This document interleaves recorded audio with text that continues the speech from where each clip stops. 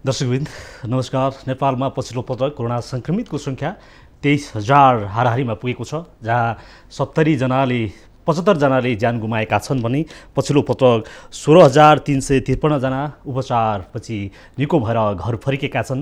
यसले पछिल्लो पटक साँच्चीकै काठमाडौँ उपत्यकामा झन्डै 100को हाराहारीमा संक्रमितको सङ्ख्या बढिरहेका छन्।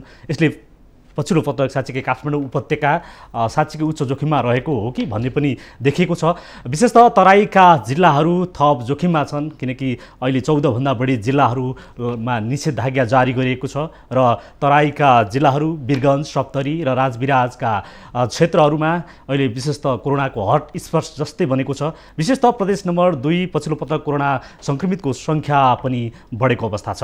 यसरी समग्र रूपमा हेरिरहँदाखेरि साँच्चीकै नेपालमा कोरोनाको अवस्था कस्तो हो र पछिल्लो पटक साँच्चीकै उच्च जोखिममा रहेको हो त नेपाल भन्ने विषयमा आज हामी छलफल गर्दैछौँ। आज हामीसँग छलफलमा सहभागी हुनुहुन्छ जनस्वास्थ्य वैज्ञानिक समीरमणि दीक्षित। यहाँलाई स्वागत छ कार्यक्रममा। के छ यो पछिल्लो पटक जसरी यो एक किसिमको यो सङ्क्रमित झन्डै 23,000को सङ्ख्यामा पुगेको छ, समग्र रूपमा अहिलेसम्मकोलाई कसरी हेर्नु भएको छ? कोरोना सङ्क्रमण र समग्र नेपालको अवस्थालाई कसरी हेर्नुभएको छ यहाँले? मैले यसलाई एकदमै स्वाभाविक रूपले हेरेको छु। हुन त भन्नेहरूले चाहिँ एकदम भयावह भन्ने शब्द पनि चलाउनु भएको छ, मान्छेले नियन्त्रण बाहिर भन्ने शब्द अलि पनि चलाउनुहुन्छ मान्छेहरूले। तर तपाईँले कसरी यसलाई हेर्नुपर्छ भन्दाखेरि यो महामारी हो, अङ्ग्रेजीमा यसलाई पेन्डेमिक भन्छौँ। यो त्यसै पेन्डेमिक अथवा महामारी घोषणा भएको होइन। यसको केही भनौँ न, यसका गुणहरू छन्, वैगुण भनौँ न, गुण भन्दा नि जसले गर्दा ऊ सर्छ, एक मानवबाट अर्को मानवमा सर्छ। नेपालमा नि आखिर अहिले भएको त्यही नै छ। मैले जति हेर्ने आँखा त्यही हो। स्वाभाविक रूपले यो सर्ने क्रम जारी छ र अझ केही समय सर्छ पनि। के छ यो यहाँले जसरी यो स्वाभाविक भनिरहँदाखेरि पछिल्लो पटक म तराईबाट जोड्न चाहन्छु। तराईका जिल्लाहरूमा सङ्क्रमितको सङ्ख्या बढिरहेको छ। के साँच्चीकै अझ भन्यो भने प्रदेश नम्बर 2मा त एक किसिमले कोरोनाको हटस्पट जस्तै बनिरहेको छ। त्यहाँ आइसोलेसनको भद्रगोल अवस्था छ, त्यहाँको उपचार र निको भएर अनि भारतबाट आउने क्वारेन्टिनको अवस्था नबसिकन सिधै घर जाने अवस्था पनि छ। यसलाई चाहिँ कसरी लिनुहुन्छ यहाँले? हेर्नुहोस्, तपाईँ तराईलाई कुन आँखाले हेर्नुपर्छ भन्दाखेरि तराई कहाँ छ, भौगोलिक हिसाबले हेर्दाखेरि कहाँ छ भन्दाखेरि भारतको नाकासँग जोडिएको छ। भारतका विभिन्न स्टेटहरूसँग सिमाना जोडिएको छ र दुर्भाग्यवश भनौँ हाम्रो नेपालको लागि चाहिँ नि सबैभन्दा धेरै सङ्क्रमण हुने मध्य स्टेटहरू मध्येमा एउटा बिहार हो, जुन हामीसँग प्रत्यक्ष जोडिएर आएको छ। त्यहाँ भएको सङ्क्रमण त हाम्रो देशमा त्यही त तराई र भारतका बिहार, उत्तर प्रदेश लगायतका विभिन्न स्टेटसँग हाम्रो एकदम नजिकको नाता छ। त्यहाँबाट आवत जावत जस्तै कडी कडाउ गर्न खोज्यो भने कडी कडाउ हुँदैन, त्यो त हामीले देखिरहेको छौँ।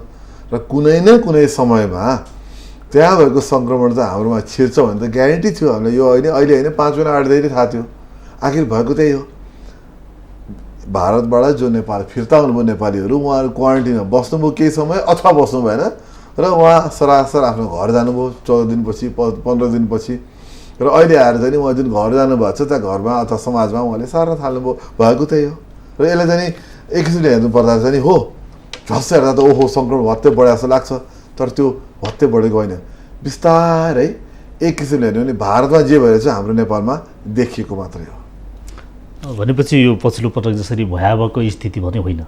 भयावह भन्ने शब्दलाई कसरी हामी व्याख्या गर्छौँ भनेर म पटक म आम सञ्चालय सोध्छु, अन्य विज्ञलाई सोध्छु, हाम्रो राज्य सञ्चालकहरूलाई सोध्छु। भयावह भन्ने शब्द नि यो अवस्थामा चलाउन मिल्छ मिल्दैन भन्ने मेरो प्रश्न हो। के हो, मृत्यु हुन्छन्, हो सङ्क्रमण बढ्छ, तर केसँग हामी तुलना गर्छौँ? नेपालमा के कोभिड मात्रै रोग हो जसले एकदम सङ्क्रमण धेरै बनाएर के व्यक्तिको मृत्यु गराउँछ, दुःखद मृत्यु? के नेपालमा अन्य रोगहरू छैनन् जसबाट हामीहरू प्रत्येक वर्ष भोगिरहेछौँ, जसले योभन्दा बढी मृत्यु गराउँछ, योभन्दा बढी सङ्क्रमण गराउँछ? त्योसँग तुलना गर्दा यो साँच्चै नै कोभिड भयावह हो त भने त्यो प्रश्न चाहिँ म जहिले पनि गर्छु। कि त्यसले गर्दाखेरि अवश्य पनि म भयावह भन्ने शब्द चलाउन हो। अब सङ्क्रमण बढिरहेछ, मृत्यु भइरहेछ, त्यसलाई हामीले सावधानीको रूपले अलिकति सचेतनाको रूपले हेर्नु त नि पर्छ, हेर्नुहोस्। तर एकदम अनियन्त्रण बाहिर भयावह भन्ने अवस्था चाहिँ म चाहिँ हेर्दिनँ।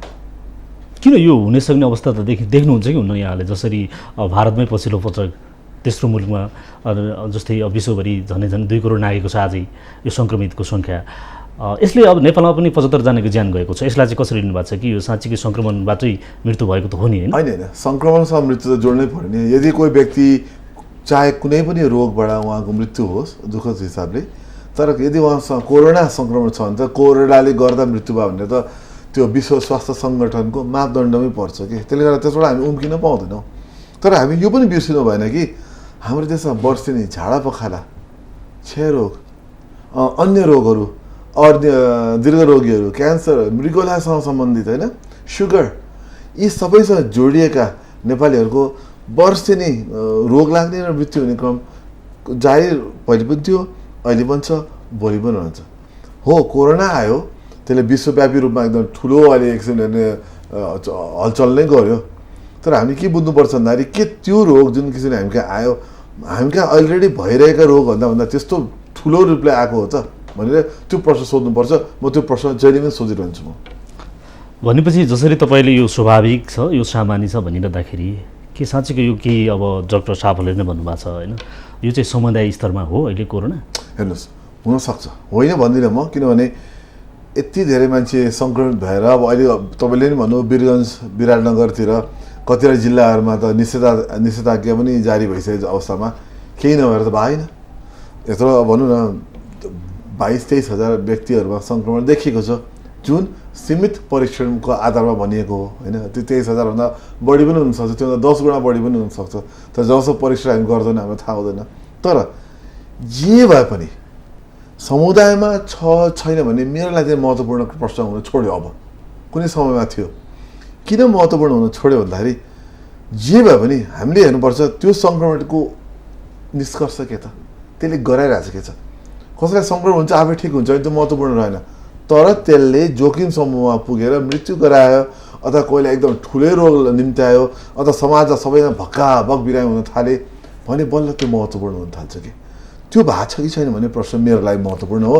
समाजमा छ कि छैन, समुदायमा छ कि छैन, कुन चरणमा छ भने मेरो लागि महत्त्वपूर्ण हुन छोडिन्छ। भनेपछि अहिले सङ्क्रमितको सङ्ख्या झनै 23,000 पुगेको छ। यहाँले भन्नुभयो जस्तै यो अहिले निको भएर चाहिँ 16,300 भन्दा बढी चाहिँ निको भएर घर फर्केका छन्, यो खुसीको कुरा पनि हो। हेर्नुहोस्, 70% को हाराहारीमा आजको दिनसम्म, आजको तथ्याङ्क अनुसार व्यक्तिहरू आफैमा कुनै किन यस्तो उपचार छैन, न खोप छ न उपचार छ भनेपछि कसरी घर फर्किनु भयो होला भने प्रश्न हामी सबैले आफैलाई सोधौँ न।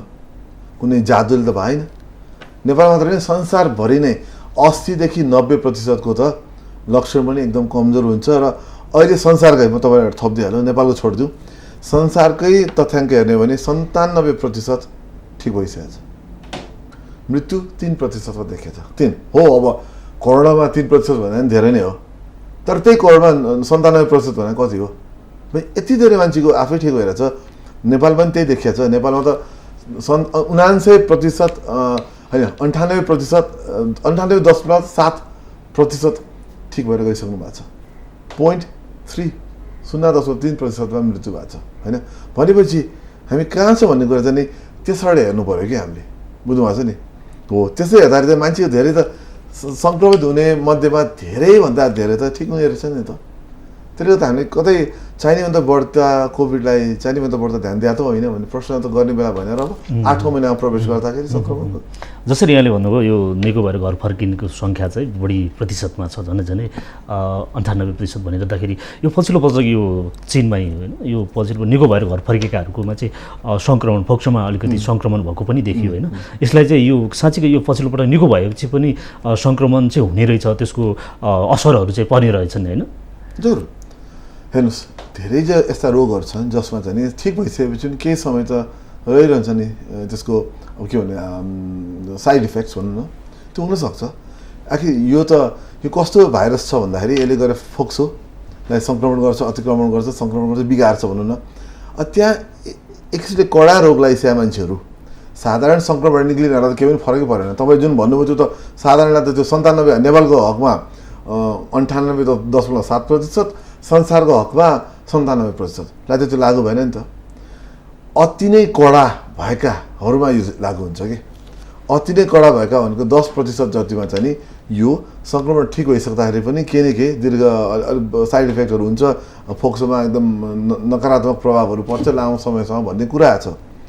त्यो सीमित व्यक्तिहरूमा सीमित अनुसन्धानले भनेको कुरा हो होला, म त्यसलाई नै भन्दिनँ किन अनुसन्धान त पब्लिकेसन त गलत हुँदैन, तर के समग्रमा 100% हेर्दाखेरि त्यो अङ्कले त्यति नै जायज, त्यो अङ्क त्यति नै जायज छ त भन्ने प्रश्न पनि हामीले काउन्टर प्रश्न गर्न सक्नुपर्छ होला, तर समग्रमा त्यो होइन।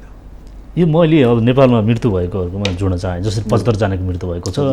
यहाँ चाहिँ अब जस्तै दम रोगी होइन, मोचुको रोगी अनि यता सुत्केरीहरूको मृत्यु भएको छ, यसलाई समग्र रूपमा कसरी हेर्नु भएको छ तपाईँले? होइन, म फेरि यसमा चाहिँ फेरि म प्रधानमन्त्रीले भनेको कुरामा म प्रधानमन्त्रीले भन्नुभएको थियो कुरा होइन विभिन्न पटकमा, म यसमा चाहिँ फेरि म सहमति मेरो छैन होइन। यदि कोरोनाको सङ्क्रमण नहुँदो हो, जो कोरोना सङ्क्रमित भएर जसको मृत्यु भएको छ, चाहे अरू कुनै पनि रोग होस्, यदि उहाँहरूमा कोरोना सङ्क्रमण नहुँदो होस् त उहाँ सायद मृत्युमा जानु सबैजना पर्नु हुन्न थियो होला कि, अथवा मृत्यु उहाँको भए तापनि केही समय पछाडि हुन्थ्यो होला कि, भने उहाँमा रोग छ, आफैमा रोग थियो, सायद त्यसले सङ्क्रमणले त्यो रोगले मार्थ्यो होला, मार्दैन थियो होला, आफ्नो ठाउँमा छ।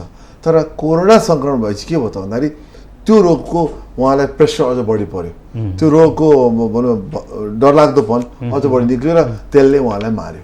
तर सङ्क्रमण नहुँदो हो त मर्नु हुन्न थियो होला कि, उहाँको मृत्यु हुँदैन थियो होला भनेर पनि हामीले बुझ्नुपर्छ। त्यो हिसाबले गर्दा चाहिँ नि केले गर्दा उहाँको मृत्यु भयो, केले गर्दा भन्ने महत्त्वपूर्ण होइन। महत्त्वपूर्ण के भन्दाखेरि कोरोना लागेको व्यक्तिमा चाहिँ नि दीर्घ रोगीहरूमा चाहिँ मृत्यु दर चाहिँ एकदमै उच्च छ, त्यसले गर्दा उहाँहरू जोखिम समूहमा पर्नुहुन्छ, अरू मान्छेहरू होइन। त्यो समूह चाहिँ उच्च जोखिम समूह अवश्य पनि हो। यो कोरोनाकै कारण पनि एक खालको त्यो मानसिक तनाव पर्दो रहेछ देखियो, किनकि अब पछिल्लो पटक लकडाउनकै बेला पनि आत्महत्याको सङ्ख्या वृद्धि भएको देखियो। यो भनिरहँदाखेरि साँच्चीकै यो मानसिक तनाव चाहिँ दिँदो रहेछ है, यसले अलिकति हामीले चिर्न सकेनौँ भने, बुझ्न सकेनौँ भने यो कोरोनाको सङ्क्रमितको भयले चाहिँ मान्छेलाई मानसिक तनावमा पार्दो रहेछ। होइन यसो तपाईँ यसो बुझ्नु न, तपाईँलाई अहिले 8 महिना भयो, हामी डिसेम्बरदेखि रोग संसारदेखि चाइनादेखि हामी डिसेम्बरलाई मान्ने भने आज कति जुलाई अगस्त 9 महिनामा प्रवेश गर्छौँ। 9 महिनामा तपाईँ प्रवेश गर्दाखेरि मान्छेलाई कस्तो होला, पटक पटक नेपालको कुराहरू जनवरी सुरु हुन्छ, तपाईँ हरेक दिन ओहो भोलि भयावह हुन्छ, पर्सि भयो भनेर हाम्रो मिडिया राज्य सञ्चालक तपाईँको साथीभाइ मेरो साथीभाइले चाहिँ ओ आज होइन के अर्को 2 हप्ता हेर्नु के हुन्छ, अर्को 3 हप्ता हेर्नु के हुन्छ भनेर तपाईँ पटक पटक सुन्नुभयो भने 9 महिना भूकम्प बेला के हो, भूकम्पमा त तपाईँ एउटा ठुलो भूकम्प गइसकेपछि पराकम्पहरू आउँदाखेरि हामी जरुर डराउँथ्यौँ नि होइन। आजको दिन चाहिँ पराकम्प आएछ अलिक ढुक्क त हुन्छ नि भन्दा है, पहिला चाहिँ डर नहोला। यो चाहिँ 6-7 महिनाको कुरा छ, तर प्रत्येक दिन भोलि भोलि भोलि भन्दै हिँड्नु भएको छ, कतिको भयो होला मान्छेलाई होइन र। अब मृत्यु पनि देखिरहेको छ, बरु भूकम्प त एकचोटि आयो गयो, मृत्यु खासै एकचोटि भइसकेपछि भएन नि। यहाँ त तपाईँ हामी नै एक खालको त्यो त्रास फैलाइरहेको छौँ, फैलाइरहेको छ हामीहरू। म त्यसलाई त म त्यसलाई अर्को आँखाबाट हेरौँ भन्दैछु कि म बुझ्ने मान्छेले त मैले कति कुरा बुझाएको छु, तपाईँले कति कुरा बुझ्नु होला, तपाईँले बुझ्नु भएको छ यो अधिकांशमा केही पनि हुँदैन, जति भएको छ त्यो जोखिम समूहमा भएको छ। यदि जोखिम समूहमा हुनुहुन्न भने अधिकांशलाई केही पनि हुँदैन भनेर हामीले बुझेका छौँ। तर जसले त्यो बुझेको छैन, गाउँघरमा उमेर भएका मान्छे अथवा गाउँघरमा अशिक्षित व्यक्ति होइन जो साधारण मजदुरी गरेर छ, उसलाई चाहिँ के पर्दो हो भन्दाखेरि रोजीरोटी पनि उसिनिरहेको छ, रोजीरोटी छैन, हरेक दिन त्रास छ, अब मलाई लाग्यो म मर्छु भन्ने परेको छ, अनि मानिसले तनाव नभएर के होला त, होइन त? त्यो गल्ती हाम्रो पनि हो र राज्य सञ्चालकको नि हो, जसले चाहिँ राम्रो भन्न सकेको छैन कि आजको दिन बुझाउन पनि सकेन अहिले राजेश समिन्द्रले। तपाईँलाई म अहिले ग्यारेन्टी दिन्छु, तपाईँले हेर्ने अडियन्स हुनुहुन्छ, दर्शक हुनुहुन्छ, उहाँलाई अहिले सोध्यो भने अधिकांशलाई के होला लाग्छ थाहा छ, यो रोग लाग्यो नि अधिकांश मृत्यु हुन्छ भने उहाँलाई त्यो बुझाइ छ, त्यो होइन नि त। मैले भर्खर भने 97% विश्वको जनसङ्ख्यालाई त रोग लगाएर केही पनि हुँदैन, ठिक भइसक्यो 97% है। नेपालकै पनि तपाईँले नेपालमा पनि अहिले 23,000मा अब लगभग 16,000 त्यो त अहिलेको एक्टिभ घर फर्किसके, 16,000 घर फर्किसके भनेपछि अब 6,000 लगभग 16,000 त्यसमा धेरै जसो घर फर्किनेवाला छ, त्यो हुने त्यही नै हो। भनेपछि त्यस्तो अवस्थामा हामी राम्रोसँग बुझाउन नसकेर मान्छेलाई चाहिँ यो भन्छ मान्छेको माइन्ड हुन्छ नि, मन एकदमै खास हुने, जति बलियो हुन्छ त्यति नै कमजोर हुन्छ कि, जति बलियो हुन्छ त्यति सानो सानो कुराले हामीलाई तर्साउने काम गर्छ, कहिलेकाहीँ विचलित बनाउँछ। किनकि कहिलेकाहीँ विचलित भएर हेर्नुहोस् हाम्रो लकडाउनको 120 दिनमा आत्महत्या 20% बढेको छ, 20-30% बढ्यो। त्यो किन भयो भन्दा मान्छे भयो तर मर्नै नपरे मान्छेहरू मर्यो हेर्नुहोस् त, केही नभए मान्छे आफूलाई डराएर मारे आफूलाई। भनेपछि यस्ता यस्तो कुरा चाहिँ छ, त्यसले गर्दा मानसिक तनाव एकदमै धेरै हुन्छ। यस्तो बेलामा हामीहरू काम चाहिँ नि बुझाउने हो कि त्यस्तो भए पो होइन, त्यस्तो डराउनु पर्दैन, जोखिम समूहलाई मात्र हो बचाउनु पर्ने, अरूलाई होइन भनेर यसरी हामीले बुझाउन सक्नुपर्छ। यो विशेष त अब पछिल्लो पटक जसरी अब यो मानसिक तनाव बढिरहँदाखेरि अब कोरोनासँग लड्नका लागि एक किसिमको इम्युनिटी पावर पनि बढाउनु पर्छ भन्ने रहँदाखेरि साँच्चीकै यो नेपालीहरूमा त्यो खालको छ अवस्था के छ, के देख्नुहुन्छ यहाँले? हेर्नुहोस्, तपाईँ नेपाली हुनुहुन्छ कि भारतीय हुनुहुन्छ कि संसार अन्य देशमा हुनुहुन्छ, यो हाम्रो प्रतिरोधात्मक प्रणाली भनेको मानवमा भएको एउटा गजब प्रणाली छ। हुन त अरू जनावरहरूको हामी साथ कमजोरै छौँ, अरू जनावरले जे खाए पनि जे पिए पनि पचाउँछन्, हामी सक्दैनौँ होइन। तर पनि हाम्रो प्रणाली बलियो छ, किनभने हामी बच्चादेखि हामी जन्मेदेखि त्यो प्रणाली झन्झन बलियो हुँदै जान्छ कि एउटा उमेरसम्म, सायद 50 को उमेरसम्म होला, त्यसले बिस्तारै घट्न थाल्छ। बुझ्नुभएको छ? र यो रोगले हिर्काउने भनेको त्यो प्रणाली उमेर बढ्दै जाँदैपछि त्यो घट्छ। 50 कोही 60 होला, कोही 40 होला, तर समग्रमा 50 हामी एउटा मापदण्ड राख्यो भने 50 वर्ष काटेपछि यो प्रतिरोधात्मक प्रणाली घट्न थाल्छ। यो रोगले हिर्काउने भनेको प्रतिरोधात्मक प्रणाली कमजोर भएका मान्छेहरूलाई, एक त उमेर बढी भएकालाई, अर्को चाहिँ अन्य रोग, भर्खर कुरा गर्यो दीर्घरोगी, उहाँहरूको प्रतिरोधात्मक प्रणाली अलिकति कमजोर हुन्छ। त्यस्तोहरूलाई चाहिँ त्यो समूहलाई चाहिँ अथवा त्यो वर्गलाई चाहिँ यो रोगले अलिक कडा गरेर सङ्क्रमण गर्छ, अरूलाई होइन। त्यो बुझ्नु एकदमै जरुरी छ। अनि त्यो बुझ्न सक्यो भने मान्छेहरूलाई अलिकति त्रास पनि सायद घट्छ होला। जसरी हामीले यो सरकारी संयन्त्रले जसरी यो आम नागरिकलाई यो कोरोनाको विषयमा बुझाउन सकेनन् भन्ने कुरामा आइरहँदाखेरि फेरि यसमा यो पछिल्लो पटक यो 10औं अर्ब खर्च गर्यो सरकारले होइन, यो कोरोना रोकथामकै लागि भनेर एक किसिमको उच्च स्तरीय संयन्त्र पनि गठन गरेर अगाडि बढ्यो।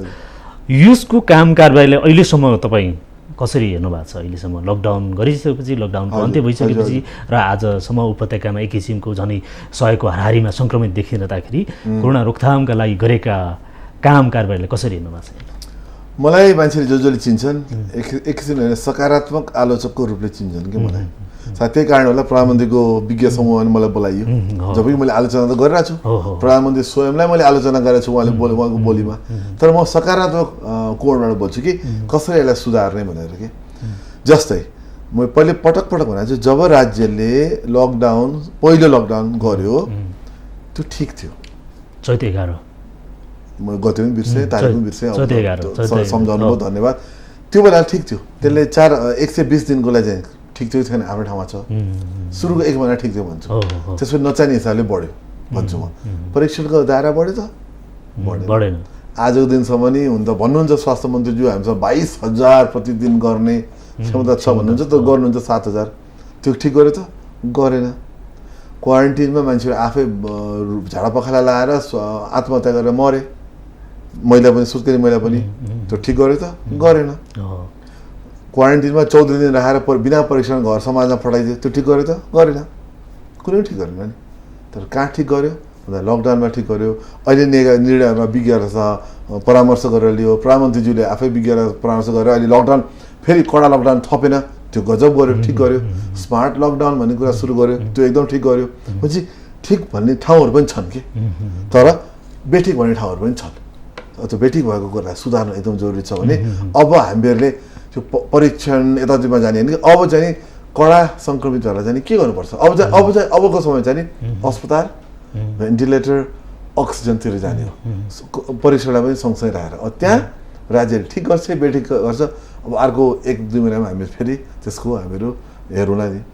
जसरी यहाँले भन्नुभयो यो यहाँ जसरी प्रधानमन्त्रीसँग छलफलमा सहभागी हुन्थ्यो, त्यहाँ चाहिँ खास के कुरामा छलफल भयो? तपाईँहरूसँग कस्तो सुझावहरू लिनुभयो? उहाँले के कुरामा छलफल भयो? हेर्नुहोस्, प्रधानमन्त्रीज्यूले त्यो बेला हामी जसलाई बोलाउनु भयो, 2चोटि बोलाउनु भयो, म 2चोटि पढेँ, भाग्यवश भने कि सायद केले राम्रै कुरा गरेर पढेँ, मलाई थाहा छैन, तर पढेँ। पहिलोचोटिमा धेरै विज्ञहरू थिए, फेरि म विज्ञहरू शब्द विचारेर बोलाउँछु, यो संसारमा कोही पनि विज्ञ छैन, जानकार छौँ हामीहरू, धेरै जानकारलाई बोलाउनु भयो। दोस्रोमा अलिकति कम जानकार तर थोरै मात्र सङ्ख्या कम गर्नुभयो। दुवै पटक मकसद उही थियो, के भइरहेछ, कहाँ छौँ हामीहरू, अब के गर्ने, अवस्था के छ संसारमा, नेपालमा हामी कहाँ छौँ, हामी गरेको कुरा ठिक छ कि बेठिक छ, र अबको बाटो के हो। तिनै दुवै पटक यी तीनटा मुख्य बुदाहरू थिए। र पछिल्लो पटक पनि अस्तिको हप्ता यी नै बुदाहरू थिए। र कहाँ छौँ अनि गरेको कुरा, राज्यले गरेको कुरा ठिक चाहिँ छैन, र अब के गर्ने हो। जस्तो मुख्य बुदा कहाँ थियो भन्दाखेरि सङ्क्रमण बढेको जस्तो देखिन्छ तराईमा, काठमाडौँमा, अब के गर्दा ठिक हुन्छ, सुझाव लिनु खोज्नु भएको थियो। र हामीले सुझाव दियौँ। त्यहाँ मेरो सुझाव चाहिँ नि यो पूर्ण रूपमा लकडाउनमा जानु हुँदैन, देशले थ्याक्न सक्दैन, जनताले थ्याक्न सक्दैन, स्मार्ट लकडाउनमा जानुपर्छ भन्ने मेरो सुझाव थियो। अहिले भएको चाहिँ त्यो देखिन्छ। र अन्य विज्ञहरूले पनि त्यही हिसाबले कुराहरू भएको थियो। डाक्टर दिव्या सिंहले, डाक्टर भगवान कोइरालाले, डाक्टर महेश मास्के, डाक्टर शरद वन्ता, उहाँहरू सबैले चाहिँ नि त्यही एङ्गलबाट चाहिँ लकडाउन, कडा लकडाउन होइन, स्मार्ट लकडाउन जानुपर्छ भन्ने कुराहरू भएको थियो। त्यही आखिर त्यही एङ्गल जाँदा राम्रो देखिएको छ अहिलेसम्म। यस्ता यस्ता कुरामा कुराकानी भएको थियो। भनेपछि अहिले पछिल्लो पटक चाहिँ प्रधानमन्त्रीले पनि विज्ञहरूको सुझाव सल्लाह अनुसार चाहिँ अहिले पछिल्लो पटक जसरी यो तपाईँले भन्नुभयो लकडाउन, पूर्ण लकडाउन नगरेर चाहिँ अहिले केही क्षेत्र निषेधाज्ञा जारी गरेर त्यसको नियन्त्रणको लागि गरेको पहल चाहिँ यो सकारात्मक एकदमै सकारात्मक भन्छु। किनभने तपाईँले मैले फेरि भने जुन मान्छेहरू एकदम आउट अफ नियन्त्रण बाहिर गएको के अरे सङ्क्रमण यताउति भन्ने कुरा छ नि, त्यो हेर्ने आँखामा भर पर्छ कि त्यो जे भए पनि हामीले लिने कदमले चाहिँ धेरै फरक पार्छ। र सायद अब त्यो सुनेकै हिसाबले त्यसरी अगाडि बढ्यो भन्ने मेरो सोच छ। जसरी यहाँले भन्नुभयो, जसरी यो केही स्थानहरूमा जसरी यो प्रधानमन्त्रीले पछिल्लो पटक सरकारले जुन निर्णय गर्यो, यो किसिमले यो अर्थतन्त्रमा पनि एक प्रभाव पर्यो जस्तो होइन। यसले अब पछिल्लो पटक अहिले काठमाडौँकै कुरा गरौँ, अहिले केही अब सार्वजनिक सहरी साधन पनि चलिरहेको अवस्था छ होइन। यो अब काठमाडौँको सहरी साधनमा जसरी अहिले सार्वजनिक सहरी साधन चलिरहेको अवस्थामा अलिक के न्यूनतम अब केही त्यो सेनिटाइजर पनि नराखेर, जुन सामाजिक दूरी कायम नगरेर पनि एक किसिमले अब नागरिकले पनि एक नागरिक स्तरबाट पनि त्यो जुन कोरोना रोकथाम र जुन जुझ्नु पर्थ्यो कोरोनासँग भनौँ न होइन, त्यो सामान्य उपाय पनि अब नअप्नाएर अगाडि बढिरहेको देखियो। यसलाई चाहिँ कसरी लिनुभएको छ आम नागरिक? एकदमै राम्रो प्रश्न तपाईँले, मैले एकदमै यो जाँच प्रश्न सोध्नु हुन त सबै प्रश्न राम्रो छ, तर यो महत्त्वपूर्ण किन छ भन्दा हिजो मात्र म अर्को च्यानलमा कुरा गरिरहेको थिएँ, काठमाडौँको सिडिए साहबसँग कुरा गरिरहेको थियो यही छलफलमा। हाम्रो भनाइ के छ भन्दाखेरि, अरू विज्ञानी भनाइ के छ भन्दाखेरि, नागरिकले आफ्नो जिम्मेवारी बोध गर्नु भएको छैन। हामी जहिले पनि राज्यलाई गाली गर्छौँ कि म लगायत।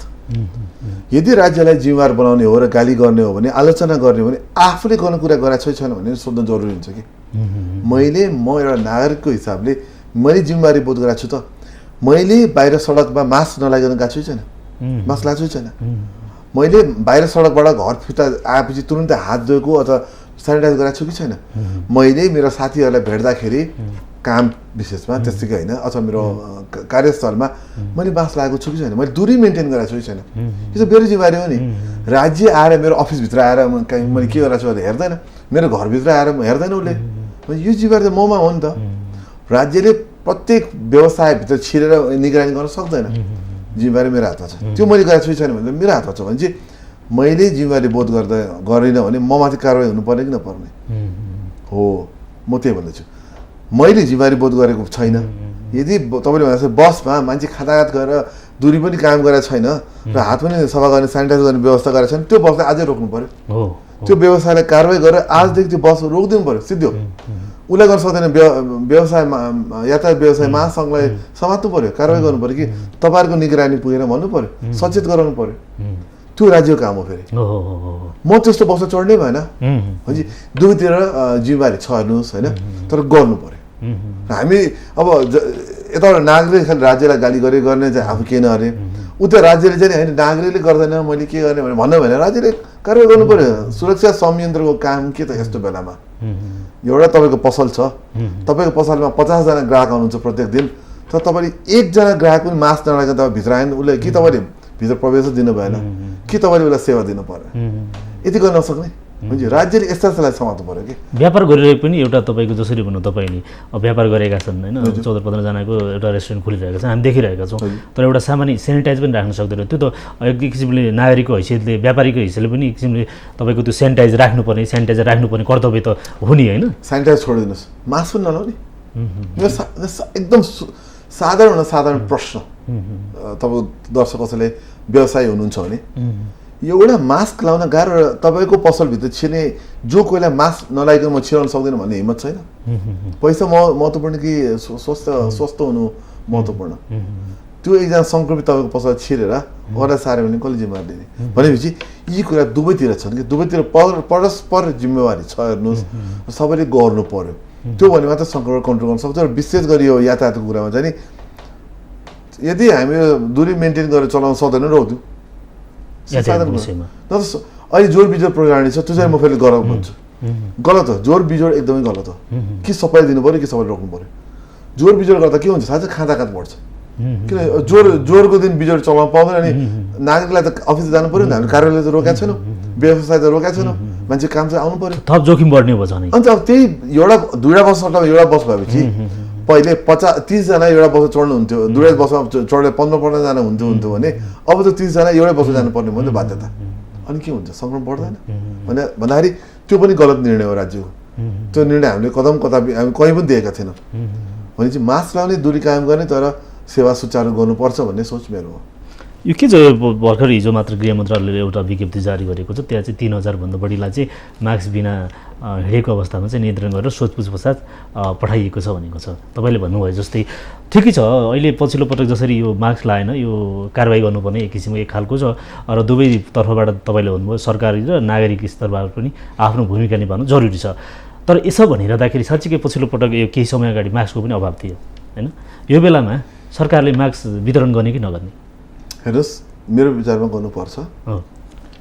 एउटा त सचेतनाको कार्यक्रम चलाउनु पऱ्यो मिडियाबाट, आम तरिकाबाट। अहिले अनलाइन छ, त्यति सामाजिक सञ्जाल छ। तर सकिन्छ भने जसले सक्दैन उसलाई मास्क वितरण गर्ने, मजदुरी साधारण मजदुरी गर्ने होइन, बाटोमा सडकमा काम गर्नुहुने यस्ता व्यक्तिहरूलाई किन जब 10-15 रुपियाँको मास्क दिन नसक्ने, प्रत्येक दिन एउटा दिउँ, सरकारी स्तरबाट गरौँ होइन। किन के गाह्रो छ भने सरकार त्यति खस्केको पनि छैन कि, गइ गुजेको पनि छैन कि हाम्रो सरकारले सक्छ कि।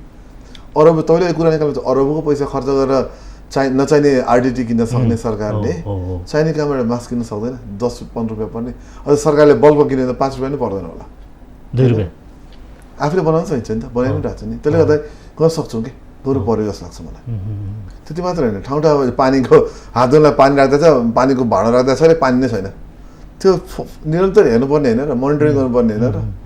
त्यसरी सकिन्छ भने त ठाउँ ठाउँमा सफा गर्ने ठाउँ राखिदिउँ होइन, सेनिटाइज गर्ने ठाउँ राखिदिउँ होइन, यसो गरेर राज्यले गर्नुपर्छ कि यस्तो बेलामा।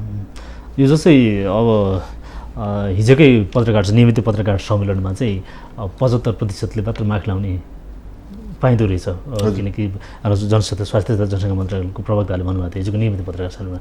साँच्चीको यो मास्क लाउन मास्कले कतिको धान्छ, मास्क लाइएन भने कति सङ्क्रमितको सम्भावना कतिको हुन्छ, सङ्क्रमण हुने सम्भावना चाहिँ कति हुन्छ? हेर्नुहोस् विभिन्न तथ्य र तथ्याङ्क बाहिर आएका छन् हेर्नुहोस् होइन। यही उही भन्न एकदमै गाह्रो हुन्छ किन ठाउँ परिस्थिति वातावरण व्यक्ति हेरिकन फरक हुन्छ। तर एउटा कुरा चाहिँ तपाईँ के विश्वस्त रहनुहोस् भने दुईजना व्यक्ति दूरी मेन्टेन गरेका छैन भने, दूरी मेन्टेन गरेका छ यतिको त ठिकै छ, त्यसै पनि हामीहरू जोखिमभन्दा कम छौँ। तर दूरी मेन्टेन गरेको छैन भने 2 मिटरभन्दा कम दूरीमा छौँ भने दुईजनाले मास्क लगाइदिउँ भने 70 देखि 80% जोखिम घट्छ। केही जोखिम त जहिले रहन्छ, तर 70 देखि 80% कम जोखिम हुन्छ सङ्क्रमण सर्ने भने चाहिँ लाउनु नै फाइदा होइन र।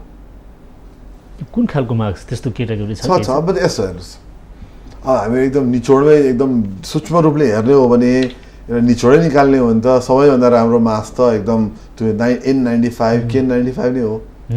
त्यसले थुक मात्र होइन भाइरस पनि रोक्छ। तर त्यो गर्नु अवस्था जरुरी छैन अहिले हामीलाई। यो भाइरस हावा यसो उड्ने भाइरस छैन, यो थुकको कणमा रहन्छ। थुकको कण जहिले पनि तल झर्छ सतहमा। 2 मिटर भनेको कारण त्यो हो। मैले तपाईँसँग बोल्दाखेरि मेरो थुक जति निक्लिन्छ नि, मैले तपाईँलाई थुक्क गरे पनि अहिले तपाईँको पुग्दैन, किनकि ग्राभिटीले तान्छ तल सतहमा आउँछ। भने चाहिँ हाम्रो आइडिया के, हाम्रो सोच के हुनुपर्छ भन्दाखेरि हाम्रो मुखबाट निक्लेको थुक रोक्नु पर्यो। साधारण सर्जिकल मास्क अथवा साधारण कपडाको मास्क त्यति भए पुग्छ। थुकलाई रोकिदिउँ त्यति मात्रै हो। थुक रोकिदिउँ, मैले लगाइदिएँ भने मेरोबाट थुक तपाईँको निक्लिनबाट रोकिन्छ भने तपाईँ लगाइदिनु भने मबाट कदम कदाचित कुनै हालतबाट तपाईँको नाकमुखसँग थुक पुग्यो भने पनि त्यो मास्कले एउटा सिल्डको काम गर्छ, उसले रोकिदिन्छ, त्यति मात्रै हो। भनेपछि मास्क कुनै पनि मास्क तपाईँले लाउन सक्नुहुन्छ। अहिले यही उमा नजाउँ क्या हामीहरू, भनेपछि मास्कको प्रयोग चाहिँ गरौँ, अहिले हामीसँग मास्क जे एभाइलेबल छ, जे उपलब्ध वाल छ। परे हुनु धेरै पुरानो धसिएको यता धुनु भएन, तपाईँ स्वविवेक पनि चलाउनुहोस् न, तपाईँको थुकलाई रोक्नु पर्यो। अब पल्सर परेर त काम लागेन, एकदम फोहोर पनि लाउनु भने फोहोर मास्क लगाइदिनु भने आफूलाई रोग सर्ला भने अरू रोग सर्ला भने डर भयो। सफा सकेसम्म नधस्रिएको सकेसम्म एक किसिमले नयाँ टाइपको मास्क लगाइदिनुहोस्। कुनै मास्क आज दिनभरि लाउनु भने भोलि नयाँ लाउनुहोस्, आज सफा गर्नुहोस् कपडाको भने। सर्जिकल मास्क लाउनु भने चाहिँ आज दिनभरि लाउनु भने भोलि नयाँ लाउनुहोस्, किन्नुहोस्। मेरो सुझाव चाहिँ त्यो छ। जसरी हामीले यो कोरोना रोकथामका विषयमा र पछिल्लो पटक जसरी यो जोखिमका विषयमा छलफल गरिरहँदाखेरि म वीरगञ्जको उदाहरण दिन्छु। पछिल्लो पटक एक हप्तामा 3 जनाले न्यूनतम स्वास्थ्य सेवा नपाएर अस्पताल चाहर्दै मृत्यु हुने अवस्था आयो। यो अवस्था चाहिँ किन आयो होला? यहाँ चाहिँ नि स्थानीय निकायको कमजोरी देख्छु, स्थानीय अस्पतालको ठुलो चरम लापरवाही देख्छु म, र नागरिकको पनि कमजोरी देख्छु। अब स्थानीय निकायको कमजोरी कहाँ आयो भन्दाखेरि अहिले स्थानीय निकायको जिम्मेवारी एकदमै ठुलो छ। राज्यभन्दा स्थानीय निकाय वडासम्म पनि त्यो निकाय एकदम सचेत हुनु पर्यो, ठिक सूचना दिनु पर्यो। कुन अस्पतालमा के हुन्छ सही सूचना नागरिकलाई दिनु पर्यो। नागरिक यो भौदारी नपरोस् के, उसले ट्याक भन्न सक्नु पर्यो। उसले वडा म कुनै वडामा चाहिँ मलाई थाहा हुनु पर्यो कि म नजिक हो, कुन अस्पतालमा गयो भने मैले तुरुन्तै मैले सेवा पाउँछु। र अस्पतालको जिम्मेवारी कहाँ आयो भन्दाखेरि यदि मैले मेरो अस्पतालमा कोही आउँछ भने मैले फर्काउन पाउँदिनँ, चाहे कुनै कारण होस्। कोभिडै अस्पताल हुनु पर्छ भने छैन, मका कोही पेसेन्ट आउँछ भने तुरुन्तै उसलाई मैले सेवा दिनुपर्छ। हो, प्रारम्भिक सेवा दिएपछि अरू ठाउँमा लग्नलाई मैले जिम्मेवारी लिनुपर्छ। म अस्पताल भने यता जाऊ उता जाऊ भनेन, मैले जिम्मेवारी लिएर मेरो नेतृत्वमा अर्को अस्पतालसँग कोअर्डिनेसन गरेर फोन गरेर हुन्छ के गरेर हुन्छ एम्बुलेन्स मिलाएर पठाइदिनुपर्छ अर्को अस्पताल। हो, त्यसलाई स्थानीय राज्यसँग स्थानीय निकायसँग मेरो हेलमेल हुनुपर्छ, कोअर्डिनेसन हुनुपर्छ। त्यो नगर्ने खालि पैसा मात्र कमाउन पाइएन नि राज्य अस्पतालले। मगा आएको यदि अस्पतालको जिम्मेवारी के भन्नु छ? नागरिकलाई सेवा दिने होइन। एउटा अस्पतालले फर्काएर त्यो नागरिकको मृत्यु भयो भने त्यो अस्पतालमा चाहिँ कारबाही हुनुपर्छ। म त्यो हिसाबले बोल्छु म चाहिँ। चारवटा निजी अस्पतालमा घुमाउँदा पनि जसरी यो शुक्रबार मध्यराति विष्णु लामाले ज्यान गुमाउनु पर्यो। हुन त पछिल्लो पटक PCR टेस्ट चाहिँ पोजिटिभ आयो भन्ने भयो। यसरी किन गैर जिम्मेवार भने? यो के फाइदाको लागि मात्र काम गर्छ? जरुर त्यो देखिन त, फाइदा लागेर देखिन त। के अस्पताल किन बना? मेरो प्रश्न, अस्पतालको काम के हो? खालि पैसा मात्र कमाउने सहज हिसाबले वातावरण काम गर्ने कि असहज परिस्थितिमा असहज व्यक्तिहरूसँग काम गर्ने? उसको काम त डाक्टर, चिकित्सक, स्वास्थ्यकर्मी होइन। स्वास्थ्यकर्मी र अस्पतालको जिम्मेवारी के हो? पहिलो नम्बरमा अस्वस्थ नेपाली नागरिक अथवा कुनै पनि नागरिकलाई सेवा दिने। आफूसँग त्यो सेवा छैन भने केही हदसम्म उसलाई सके जति सेवा दिएर अर्को ठाउँमा लग्ने जिम्मेवारी पनि लिने हो है। लजाऊ भने फर्काउने होइन गेटबाट। तर त्यो भए देखियो उहाँले चाहे जे भने पनि जे भनौँ, म यो कुरा कहिले पनि म यो स्वीकार दिने कि एउटा अस्पतालको ढोकामा ढकढकाउन आएको व्यक्तिलाई फर्काइदिनुपर्छ भनेर। कुनै चिकित्सकको घरमा पनि कोही बिरामी ढकढकाउन राति मध्यरात आयो भने उसको जिम्मेवारी हुन्छ। उसले हेर्न नसके पनि उसले जिम्मेवारी लिएर कसैसँग पठाउन सक्नुपर्छ, जहाँ भन्ने होइन। आफूले नेतृत्व लिने, किनभने न त किन चिकित्सक हुँदाखेरि अथवा अस्पताल वाह सुन्ने मात्र हो। सहज परिस्थिति वाह सुन्नु होइन। चिकित्सक एउटा मानव त होला तर जिम्मेवार मानव हो। हामीहरूभन्दा फरक हुन्छ। उहाँले ओथ लिनु, हिपोक्रेटिक ओथ लिनु भएको छ। र अस्पतालमा ती सबै उहाँहरू त्यही हुनुहुन्छ, उहाँहरूको थलो हो त्यो। त्यो एक्चुअली हेर्न चाहिँ एउटा त हाम्रो एउटा पावन भूमि हो यो, जहाँ कोही व्यक्ति गएपछि म बाँच्न पाउने भाइ भन्ने एउटा उसले सोच्न पाउनुपर्छ। यहाँ त त्यो होइन, नभइकन उसलाई फर्काएर उसलाई म बाँच्न पाउँछु भनेर ढुक्क भएर मान्छे फर्काएर मारियो। त्यसले गर्दाखेरि स्वास्थ्यकर्मी र स्वास्थ्य निकाय जो कोही त्यसको जिम्मेवारी, उसको जिम्मेवारी चाहिँ नि उसको ढोकामा शरण लिन आएको मान्छेलाई मरण गराउन हुँदैन। उल्टो जिम्मेवारी लिएर ठाउँ पुर्याउन सक्नुपर्छ यदि आफूले सेवा नदिने हो भने। वीरगञ्जमा भएको त्यही। यो धनुषामा जान्छु म। धनुषामा केही समय अगाडि PCR टेस्ट नहुँदाखेरि उसले आत्महत्या गर्नु पर्यो। यो किन? यो कहिलेकाहीँ सरकारले यो लिने डिसिजन जसरी तपाईँले भन्नुभयो क्वारेन्टाइनमा राखेर परिचय बिना घर पठाइयो, उसलाई चाहिँ अब समाजले घरकै परिवारले पनि पातमा खाना दिन्थ्यो होइन, एक किसिमको त्यो उसमा आत्मग्लानि अथवा त्यो पर्यो, उसलाई मानसिक तनाव परेपछि आत्महत्या रोज्नु पर्यो। यो चाहिँ किन यो हामी समाज पनि कता जाँदैछौँ बुझ्दैनौँ, अथवा जसरी सरकारले गर्ने निर्णयहरूले गल्तीकै कारण पनि यो अनागमा ज्यान गुमाउनु त पर्यो, यसलाई चाहिँ कसरी हेर्नु भएको छ? धनुषाको केस के भयो भने तपाईँले हेर्नु होला, क्वारेन्टिनबाट जान दिएको, प्रारम्भिक परीक्षणमा पोजिटिभ देखिएको, तर 14 दिनपछि बिना परीक्षण उहाँलाई समाजमा जान दिएको, त्यो मापदण्ड नै गलत छ। सरकारले सुधार्यो होला अब जाने होइन, हामीले पहिलेदेखि नै त्यो मापदण्ड गलत छ भनेर भन्ने मध्येमा म पनि हुँ, किनभने त्यो मापदण्ड बनाउने टोलीमा म पनि थिएँ। त्यो टोली मुख्यतः सरकारी टोलीले बनायो, तर त्यसलाई हेर्न मिलाउनलाई मलाई पनि पठाइएको थियो। मैले त्यो सुरुमै मसँग इमेलमा चाहिँ त्यो गलत हो, गर्न पाइँदैन, बिना परीक्षण कसैलाई समाजमा पठाउन पाइँदैन भनेर लेख्ने म थिएँ, तर त्यो भएन। अब के भयो, सायद उहाँलाई के पनि थिएन, उहाँ 15 दिनमा उहाँ ठिक भइसक्नु भएको थियो, सङ्क्रमण मुक्त भइसक्नु भएको थियो होला सायद उहाँ, सायद, तर बिना परीक्षण त भन्ने अवस्था आएन। अब समाजमा गयो, अब समाज मैले अहिले भने अबुझ छ, उसले बुझाएको छैन, स्वीकारेन समाजले पनि, उसले कसरी स्वीकार्यो? समाजमा नबुझ्ने मान्छेले के गर्छ भन्दाखेरि यो मान्छे कुनै समय त पोजिटिभ थियो, पोजिटिभ छ भनेर ऊ सङ्क्रमण भन्ने कुरा प्रमाण भएन उसँग, प्रमाण त सङ्क्रमणको प्रमाण छ, सङ्क्रमण मुक्त भन्ने प्रमाण मुक्त भएको प्रमाण दिनु पर्दैन समाजमा। त्यो नदिएपछि के हुन्छ, ऊ त गयो बिचरा, ऊ गयो, सायद सङ्क्रमण मुक्त थियो होला, तर समाजले मान्यो, प्रमाण माग्यो, दिन सकेन, राज्यले दिन सकेन। यो त राज्यको सरासर गल्ती छ, समाजले माग्छ नि, उसलाई पनि त समाज सङ्क्रमण सार्नु छैन नि त। अहिले विगतमा के भयो, यस्ता यस्ता व्यक्तिहरू गएपछि सरायो नि त, अब सङ्क्रमित सम्भावित सङ्क्रमित समाजमा सरायो नि त। पछिल्लो पटक देखेको त्यो अधिकांश देखेको चाहिँ अफकोर्स त्यही देखेको नि त।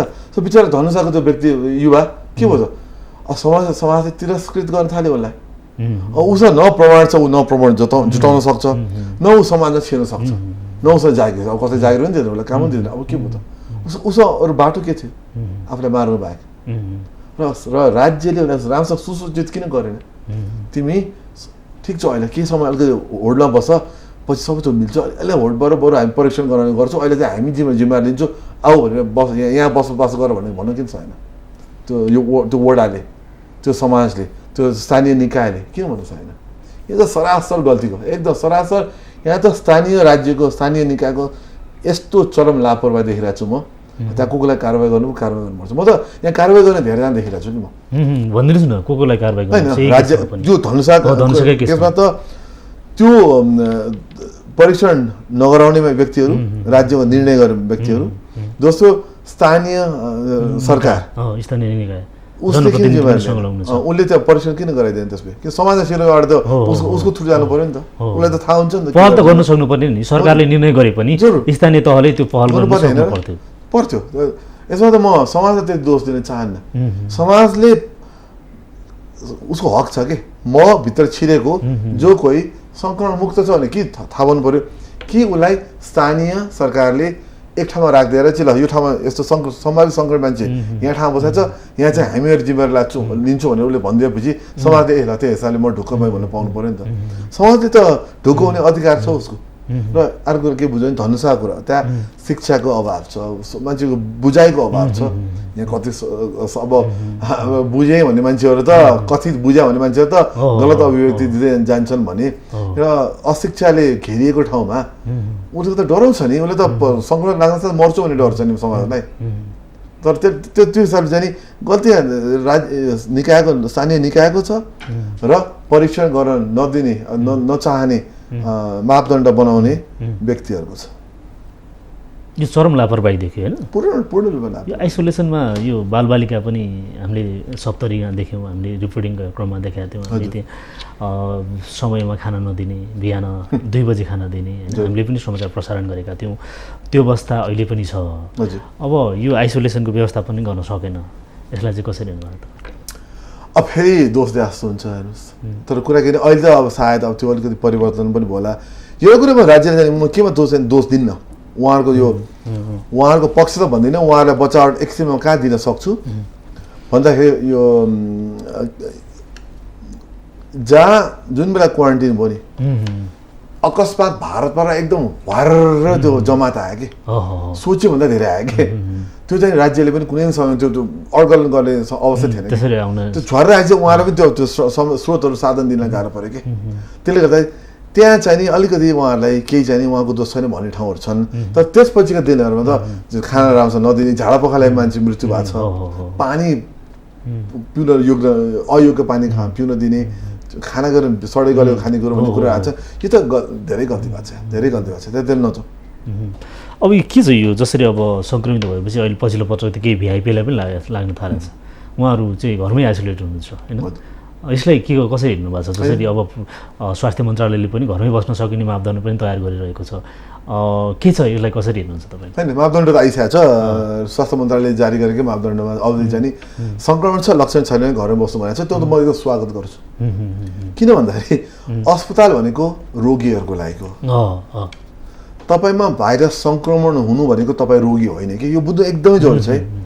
तपाईँमा कोरोना सङ्क्रमण छ कि तपाईँ कोभिडको बिरामी हो फरक छ कसैले जोडेर भन्छन् हेर्नुहोस् तर सट्टै हामी आम नागरिकले हेर्दाखेरि सङ्क्रमण हुँदैमा रोगी त होइन रहेछ नि त नेपालकै अहिले हेर्दाखेरि 97% त होइन रहेछ नि त रोगीहरूलाई अस्पताल हो सङ्क्रमितहरूलाई घर हो अथवा आइसोलेसन हो त्यस्तै गर्नुपर्छ र जुन अब सङ्क्रमण सरेर छ सङ्क्रमण त अब समाजमा जताततै छ भन्ने कुरा पहिल्यै भने अहिले पनि छ अब सङ्क्रमणले कुन पदमा को भने हेर्दैन नि त राष्ट्रपतिदेखि लिएर मजदुर सबैलाई लाग्न सक्छ उत्तिकै तरिकाले घरमा बस्नु तपाईँलाई लक्षण छैन घरै बस्नुहोस् र अस्पतालको बेड कडा लक्षणसहितको सङ्क्रमित अथवा अन्य रोगी पनि छन् है हाम्रो देशमा नबिर्सौँ योभन्दा भयावह रोग त अन्य रोग छन् हामीलाई उहाँको लागि बेड खाली गरिदिउँ अहिलेको त्यो भिडभाड छ नि यो कोभिडको बिरामीले होइन है धेरै छ अधिकांश होइन है त्यो चाहिँ भनौँ अन्य रोगको बिरामीहरू पनि छन् त्यहाँ र यो सबभन्दा अहिले भिडभाड भएको चाहिँ यो लक्षण नभएका मान्छेहरू नै गएर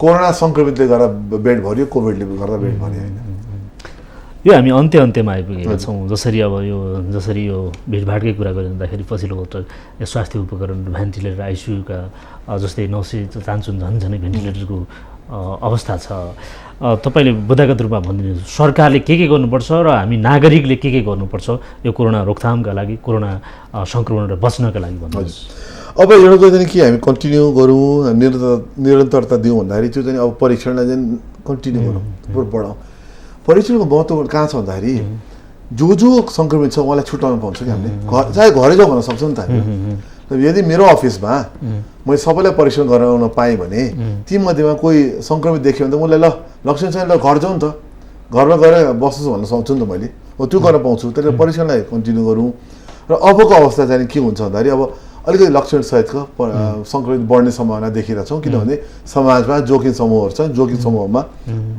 सङ्क्रमण अलिक कडा हुनसक्छ भने पहिल्यै भने हो फेरि त्यो त्यस्तो आत्तिएर भन्नु पर्दैन लक्षण अलिक कडा हुनसक्छ ठिक पनि हुन्छ तर उहाँहरूको लागि चाहिँ मुख्य कुरा चाहिने भने अक्सिजन हो अक्सिजन पर्याप्त मात्रामा राखिदिउँ तीमध्ये केही एकदम थोरैलाई तर केहीलाई भेन्टिलेटर चाहिन सक्छ उहाँहरूको लागि भेन्टिलेटर सुविधा रेडी पार्यो र मुख्य कुरा अब चाहिँ सरकारले बेड खाली गर्ने रोगीहरूको लागि हो साधारण सङ्क्रमितको लागि होइन र बेड चाहिँ नि सकेसम्म धेरै खाली गरौँ कोभिडलाई मात्र होइन अन्य रोगीको लागि पनि किनभने अन्य रोगीका मान्छेहरू अब आउनेवाला छन् किन अहिले त घर बस्नुभयो अब रोगले च्याप्दै गयो त उहाँले आउनुहुन्छ त्यसले गर्दा उहाँलाई अन्य रोगको मान्छे बिरामीहरूलाई पनि हामीले बेड चाहिन्छ उहाँलाई त्यहाँ बचाउँ त्यसले गर्दाखेरि समग्रमा नआत्तिकन अगाडि बढ्यो र अन्तिम कुरा चाहिँ नि हामीले मास्क लाउन र दूरी मेन्टेन गरेर नबिर्सौँ बाहिर जहाँ जाँदाखेरि पनि धेरै अन्तर्क्रिया हुने ठाउँमा र अर्को कुरा चाहिँ नि हामी र पुरानो लकडाउनमा जानु पर्दैन अब पुरानो लकडाउनमा जाने दिनहरू गए अब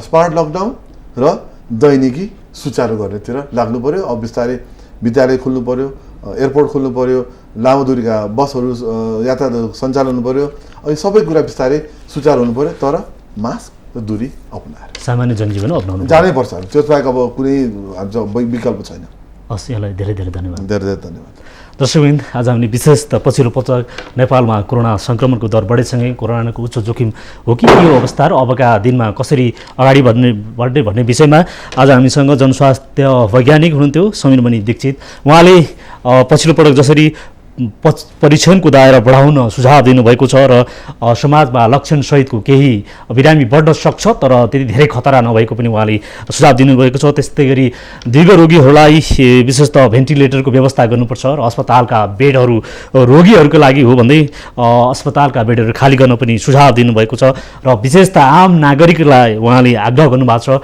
जहाँ अब पूर्ण लकडाउन नभई स्मार्ट लकडाउन गर्दै विशेषतः जनजीवनलाई सामान्यतर्फ उन्मुख गराउँदै मास्कको प्रयोग गर्दै साँच्चीकै दूरी मेन्टेन गर्दै अगाडि बढ्नु पनि सुझाव दिनुभएको छ।